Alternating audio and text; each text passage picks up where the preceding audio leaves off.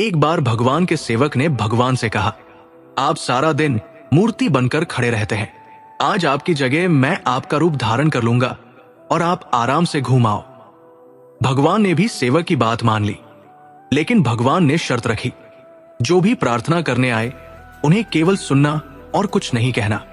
सेवक ने शर्त स्वीकार कर ली और योजना के अनुसार सेवक भगवान की जगह मूर्ति बनकर खड़ा हो गया। पहला व्यक्ति जो मंदिर में आया वो एक व्यापारी था। उसने भगवान से कहा, भगवान, मैंने नया कारखाना खोला है, कृपया उसे सफल बनाइए। व्यापारी माथा टेकता है और तभी उसका बटुआ गिर जाता है। वो बटुआ गिराकर बिना देखे चला जाता है। सेवक बेचैन हो जाता है और सोचता है कि व्यापारी को बता दे कि उसका बटुआ गिर गया है, लेकिन भगवान की शर्तों के अनुसार वो कुछ नहीं कहता। कुछ समय बाद एक गरीब आदमी आता है और भगवान से कहता है, भगवान, घर में खाने के लिए कुछ नहीं है, कृपया हमारी मदद करें। भगवान के सामने बटुआ पड़ा होता है।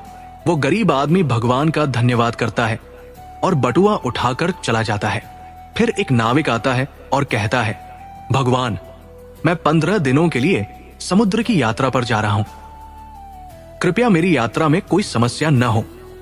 ठीक उसी समय व्यापारी पुलिस के साथ आता है और कहता है, ये नाविक मेरा बटुआ चुरा कर भागा है।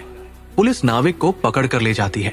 इस बीच सेवक बोल पड़ता है, बटुआ तो गरीब आदमी ने चुराया है।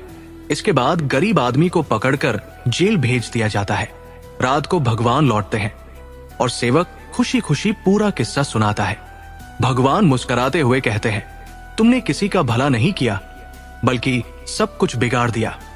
वे आगे कहते हैं, व्यापारी का बटुआ गिरना कोई बड़ा नुकसान नहीं था। वो गलत धंधा करता है और अगर गरीब आदमी को बटुआ मिल जाता तो उसके बच्चों को भोजन मिलता और उसकी परेशानियां दूर हो जाती। नाविक जिस यात्रा पर जा रहा था वहां एक तूफान आने वाला था। अगर वो जेल में होता तो उसकी जान बच जाती और उसकी पत्नी विधवा होने से बच जाती। इसलिए याद रखो, कभी कभी जीवन में हमें समस्याएं आती हैं और हम सोचते हैं कि ये हमारे साथ ही क्यों हुआ, लेकिन इसके पीछे मेरी योजना होती है। मेरी योजना हमेशा तुम्हारे भले के लिए होती है, बस कभी कभी उसे समझने में समय लगता है।